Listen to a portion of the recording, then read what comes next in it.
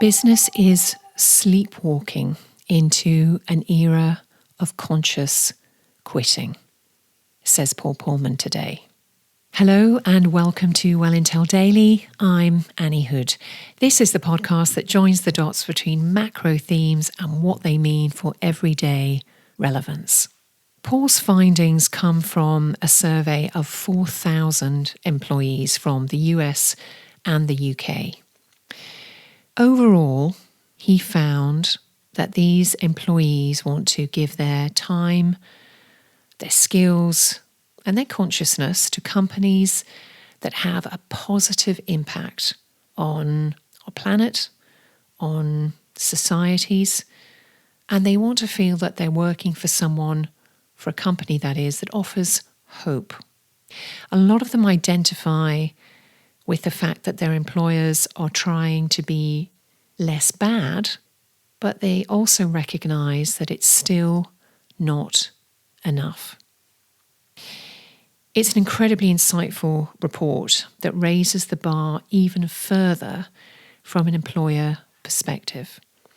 Why do I say that? Well, Paul references the numerous studies carried out that show that employees want better pay, more flexible working, and to be supported toward a better state of well-being. That's something that isn't new to you or I, and he presents that as a starter for 10, something that should be blindingly obvious to employers.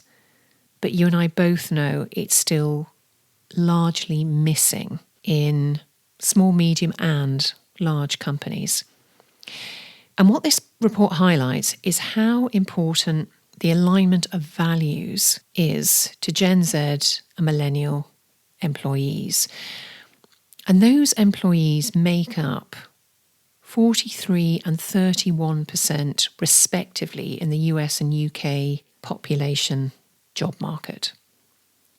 There are three key takeaways in the findings from Paul's report. And by the way, I will tag it, but it's called the Net Positive Employee Barometer.